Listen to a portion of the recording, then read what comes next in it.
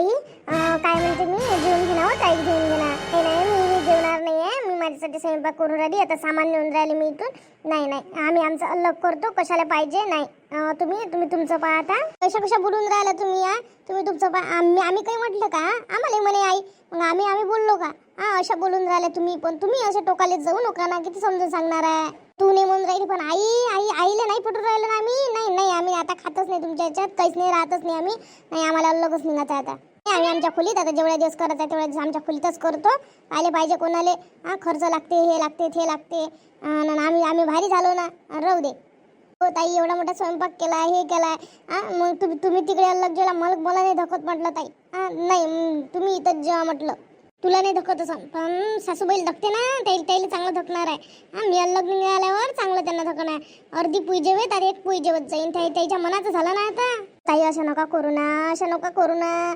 तुम्ही जर असं केलं तर मला माय कसं होईल मला कोणाची आवडत नसते माय नका तुला आवडन काय हाय ना सगळं आई हाय त्या इकडून सारे हाय माय आवडते का तुला काही नाही होते तुला बरोबर आताच तर मनात म्हटलं मागं लागून राहिले काय सांगू येईल ह्या लग्न निघाला तर मा एकटीच्या मागं लागत जाईल आता न्यायच्या तरी लागते आताच तर मागं लागून राहिलेलं येईल कसं म्हणू नाही मी स्वयंपाक करू देत नाही तुम्हाला अलग काही नाही इथंच जेवा श्यामजी इकडे याजी बोल कोमल काय झालं आता बरं नीता ताईले पहा बरं किती वेळची मी म्हणून राहिली ऐकून नाही राहिल्या अलगच करतो म्हणजे स्वयंपाक भांडे घेऊन चालल्या त्या मी म्हटलं नाही म्हटलं इथं स्वयंपाक केला आहे तर नाही म्हणते जेवत नाही म्हणते मी म्हणते तुम्हाला समजून नाही राहिलं का बाबानं नाही म्हटलं म्हणून तुम्ही बाबाच्या शब्दासमोर चालले का आईचं कानावर घेऊ नका बाबानं म्हटलेला शब्द या घरात पाळाच लागून तिचं म्हणणं नाही ना नाही आम्ही त्याच्यात खात नाही त्याच्या भरोशा कोणाच्या भरोशावर तुमच्याही भरोशावर आम्ही खात नाही आम्ही आमचा अलग करतो माहित नाही बाबानं कोणती धमकी दिली आहे म्हणून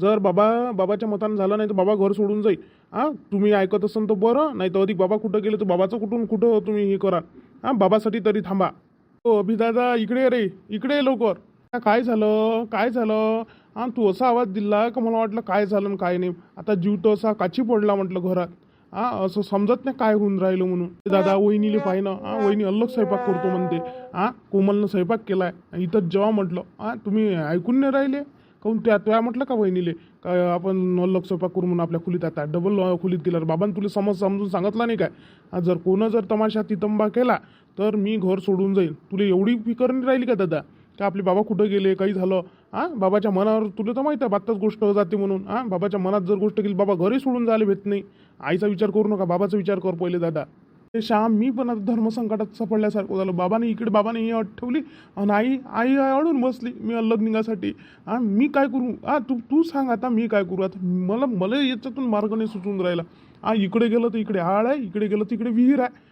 काय करून काय नाही काही समजून नाही राहिलं बाबाने इकडे अट टाकली आई इकडे अशी फुगून बसली मी कोणाचा विचार करू सांग आता तू कोणाचा विचार करू आईचा काही नाही आईचा राग शांत होते काही मिनिटात पण आपल्या बाबाचं लवकर बाबा मनावर घेते कोणती गोष्ट बाबासाठी तुला आता थांबा लागन म्हणजे थांबा लागन आपल्या घरात एकत्र राहा लागन आपलं बाबाचं म्हणणं आहे का आपलं घर एकत्र टेकलं पाहिजे तू जर असा करशील तर कसं होईन दादा आईची गोष्ट मनावर घेऊ नको आणि इथंच जेव्हा म्हटलं तुम्ही दोघंही जण म्हणा बाबाचे राग खूप काही आहे म्हणा तर बाबाच्या शिच्यावर आता थांबा लागन काय नीता काही करू नको याच्यातच जेव काही नाही मग तू आई गेली वाढून दे मग आम्ही जेवतो आणि मग जेवण आम्ही तुम्ही जेवून घ्या आई सोबत काय वाढून द्यायला लागते सगळेजण एकत्रच जेवणार एक जण अगोदर जेवता एक जण नंतर जेवता नाही अधिक जेवणार नाही नाही आता सोबत नाही जेव आम्ही नंतर जेव तुम्ही जेवून घ्या आजच्या दिवस हो रे बरोबर आहे नाहीतर अधिक मग टाटागिटावर उठून जाईन कायले तिले जीव दे आईले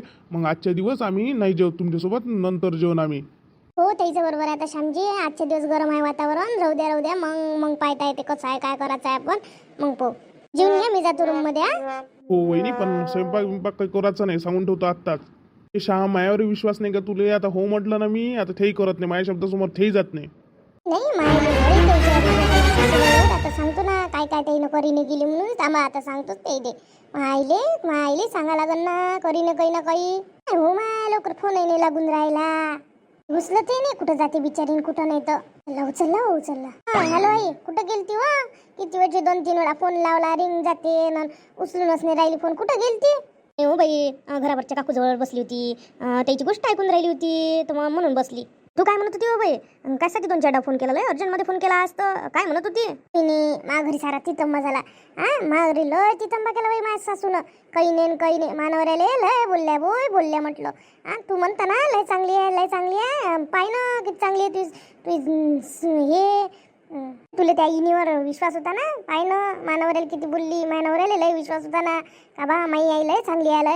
आज त्याला दिसले ना, आज त्याचे डोळे उघडले म्हटलं.